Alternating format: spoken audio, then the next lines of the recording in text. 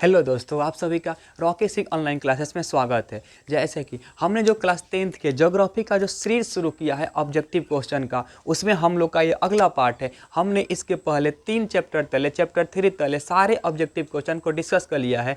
ये हमारा चौथा लेसन होगा और बिहार बोर्ड की दृष्टि से जो लेसन है ना, चौथा लेसन ज्योग्राफी का, ये बहुत ज़्यादा यहाँ से क्वेश्चन पूछे जाते हैं। अगर 2022 में जो क्वेश्चन पूछा गया है दोनों सिटिंग में, फर्स्ट सिटिंग और सेकेंड सिटिंग में, तो वहाँ से देखें तो प्रत्येक मैंने सिटिंग में 6 या 5 क्वेश्चन केवल इसी चैप्टर से पूछे गए थे। ठीक है, तो हम इस चैप्टर को 3 या 4 पार्ट में बांट कर हम लोग इस चैप्टर को पढ़ेंगे। मतलब इसमें इस चैप्टर के 3 या 4 वीडियो बनने वाले हैं और ये चैप्टर जो है बहुत महत्वपूर्ण, इसके सारे के सारे क्वेश्चन ऐसे एग्जाम में पूछ दिए जाते हैं। ठीक है, तो इसको अच्छे से पढ़ना है। ठीक है, तो चलिए हम लोग आज जो हम लोग शुरू करते हैं हमारा जो ये पहला चैप्टर, ठीक है, चैप्टर का नाम क्या है? चौथा चैप्टर है भूगोल विषय का। नाम क्या? परिवहन, संचार एवं व्यापार।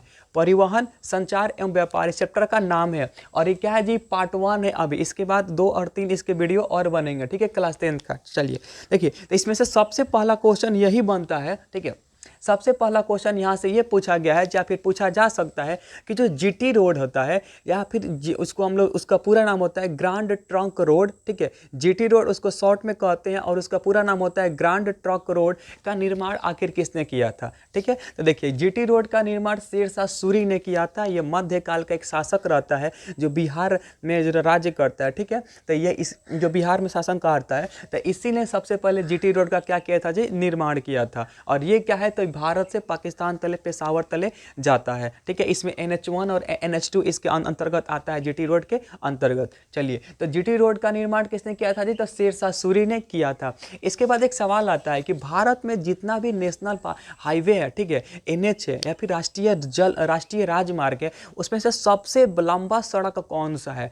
भारत का जो राष्ट्रीय राजमार्ग, उसमें सबसे लंबा राष्ट्रीय राजमार्ग कौन सा है? ठीक है, तो ये सवाल पूछ भी दिया गया है और इस सवाल का आंसर क्या होगा जी? तो इसका सवाल का आंसर होगा NH7। राष्ट्रीय राजमार्ग जो 7 है, भारत का सबसे लंबा राष्ट्रीय राजमार्ग है।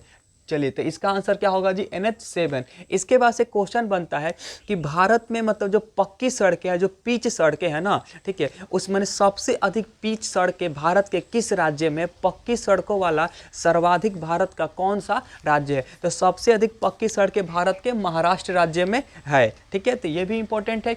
इसके बाद से क्वेश्चन है, चलिए, कि पूर्व पश्चिम गलियारा, ठीक है, देखिए पूर्व पश्चिम गलियारा हो गया, एक्सप्रेस वे हो गया और स्वर्णिम चतुर्भुज योजना। ठीक है, पूर्व पश्चिम गलियारा, एक्सप्रेस वे तथा स्वर्णिम चतुर्भुज राजमार्ग, एक माने किस तरह के जो क्या होते हैं, परिवहन का एक क्लास है, एक वर्ग है। क्या ये रेल परिवहन का है, वायु परिवहन का है या फिर क्या है आपका सड़क परिवहन का? ठीक है, माने किसके अंतर्गत ये माने आता है? तो ये जो पूर्व पश्चिम गलियारा हो गया या फिर स्वर्णिम चतुर्भुज राजमार्ग हो गया या एक्सप्रेस वे हो गया, ये सभी के सभी क्या है? सड़क का जो होता है, रोड होता है ना, उसका एगो वर्ग है, उसका एगो क्लास है। ठीक है, तो इसको आपको याद रखना है ऐसे ही।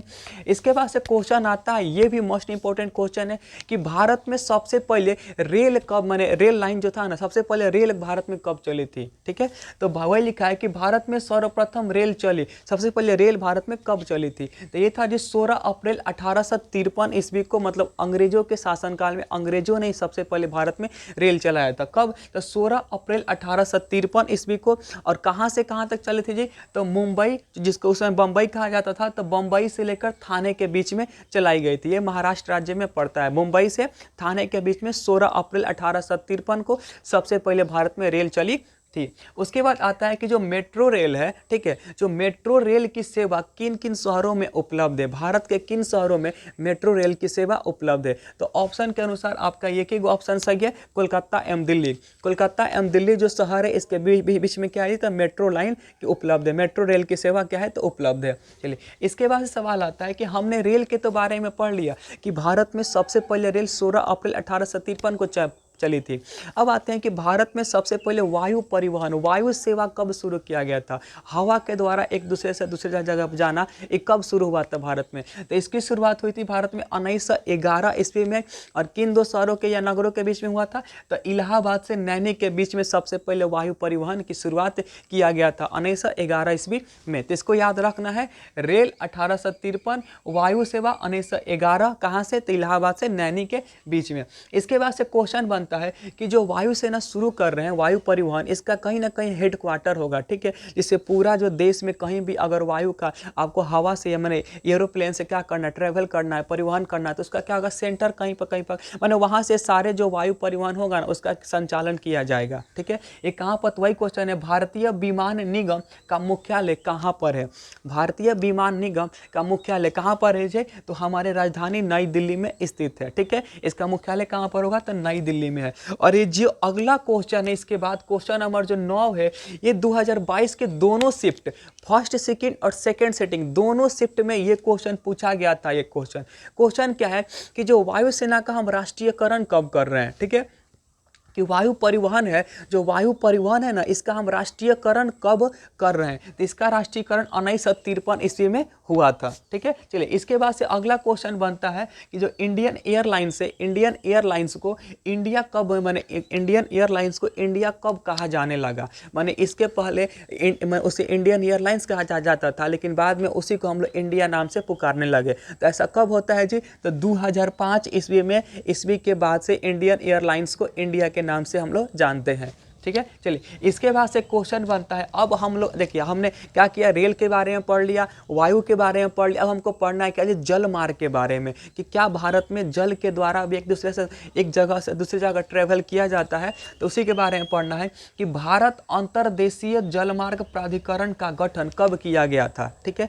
भारत में अगर जल मार्ग के द्वारा हमको करना है, इसको सुचारू रूप से संचालित करने के लिए हमें एक बोर्ड का गठन करना पड़ा, और उसी का क्या नाम है जी, भारत अंतर्देशीय जलमार्ग प्राधिकरण का गठन कब किया गया? तो इसका गठन 1986 ईस्वी में, 1986 में होता है। कब होता है? तो 1986 ईस्वी में होता है, सॉरी 1986, 86 में होता है। उसके बाद से है कि विश्व का सबसे प्राचीनतम परिवहन का साधन कौन सा है, परिवहन मार्ग कौन सा है, ठीक है। एक क्वेश्चन है, विश्व का प्राचीनतम परिवहन साधन कौन सा है? क्या वायु मार्ग है, या फिर जल मार्ग है, या फिर या फिर आपका यह है आपका रेल मार्ग है, ठीक है। तो सबसे पहले लोग किसे जी, तो जल मार्ग से द्वारा यात्रा करते थे। हमको सिंधु घाटी सभ्यता में बंदरगाह का क्या मिलता है, साक्ष्य में मिलता है।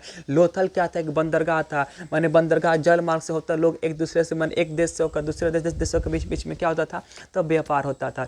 तो सबसे प्राचीन यही है क्या जी, प्राचीन परिवहन का साधन कौन सा है जी, तो जल मार्ग है, ठीक है। उसके बाद हम लोग अपने दूसरे सेक्शन की ओर आते हैं।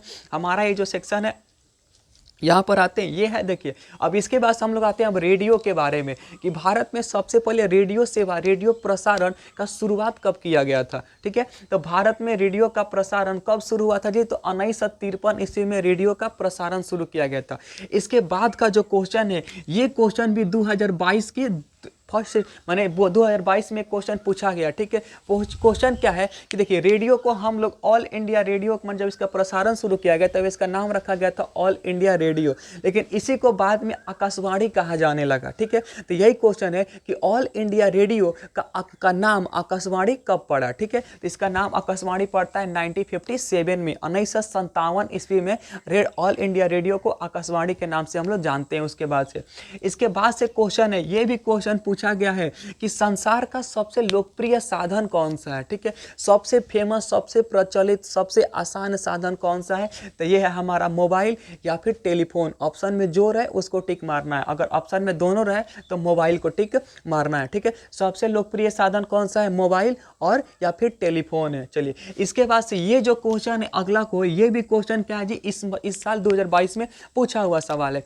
सवाल क्या कहता है कि कौन सा राज्य रेल मार्ग से नहीं जुड़ा हुआ है, माने भारत के किस राज्य में ना रेल लाइन की सुविधा उपलब्ध नहीं है, वहां पर रेलगाड़ी, रेल ट्रेन नहीं चलती है, ठीक है। तो उत्तर पूर्वी राज्य है एक, जिसका नाम क्या है जी, मेघालय। मेघालय रेल लाइन से नहीं जुड़ा हुआ है, ठीक है। ये क्वेश्चन भी याद रखना है। इसके बाद का जो क्वेश्चन है, ये भी क्वेश्चन इस साल 2022 में पूछा गया है। क्वेश्चन क्या है कि राष्ट्रीय जल मार्ग संख्या 1 मैंने कहां से लेकर कहां तक है, ठीक है। मैंने भारत में 5 राष्ट्रीय जल मार्ग है, ठीक है, और उसमें से पूछा है कि राष्ट्रीय राष्ट्रीय जलमार्ग जो संख्या 1 है ना, 5 भागों में बांटे, 1 2 3 4 5, और इसमें जो पहला है ना वो कहाँ से लेकर कहाँ के बीच में है, ठीक है। देखिए जो सबसे पहला है इलाहाबाद से लेकर हल्दिया के बीच में। राष्ट्रीय जलमार्ग संख्या 1 कहाँ से लेकर कहाँ तक है, तो हल्दिया से इलाहाबाद से लेकर हल्दिया के बीच में है, ठीक है। चलिए इसके बाद से जो अगला क्वेश्चन आता है कि भारत को कितने डाक क्षेत्रों में क्या किया गया है, तो बांटा गया है। तो भारत को ना मुख्य रूप से 8 ही डाक क्षेत्रों में क्या किया गया है, तो बांटा गया है, ठीक है। इसके बाद अगला भी क्वेश्चन बनता है कि भारत में कितने विशेष आर्थिक क्षेत्र हैं। तो देखिए भारत में मुख्य रूप से 8 ही क्या है जी आर्थिक क्षेत्र उपलब्ध है, और ये जो 8 आर्थिक क्षेत्र है इसको हम लोग अगले वीडियो में पढ़ेंगे। और यहाँ से क्वेश्चन हर साल 1 या 2 पूछा जाता है, और इस साल 2022 में भी यहाँ से एक क्वेश्चन पूछा गया था दोनों शिफ्ट में, ठीक है। चलिए इसके बाद से ये क्या था, हमको एक बंदरगाह के बारे में पढ़ना है कि इंदौर एक बंदरगाह है। तो ये जो बंदरगाह है ना भारत के किस राज्य में है। बंदरगाह क्या होता है, एक जगह होता है जो समुद्र के किनारे वाले इलाके होते हैं, राज्य होते हैं, वहीं पर होता है, और यहाँ पर समुद्री जहाज आकर रुकती है, सामान उतारती है और उसी पर सामान को लादा जाता है, ठीक है। तो उसी जगह पर तो यही कह रहा है जो इंदौर स्थान है, चाहे इंदौर जो पतन है वो भारत के किस राज्य में है जी, तो ये आपके तमिलनाडु राज्य में है। और इसके बाद से जो दोनों क्वेश्चन है, दोनों क्वेश्चन बिहार बोर्ड का एकदम फेवरेट सवाल है, और सबसे फेवरेट है फाल्टा वाला, कांडला वाला भी इस साल पूछा गया है, ठीक है। फाल्टा वाला क्या है कि फाल्टा विशेष आर्थिक क्षेत्र भारत के किस राज्य में, तो पश्चिम बंगाल में।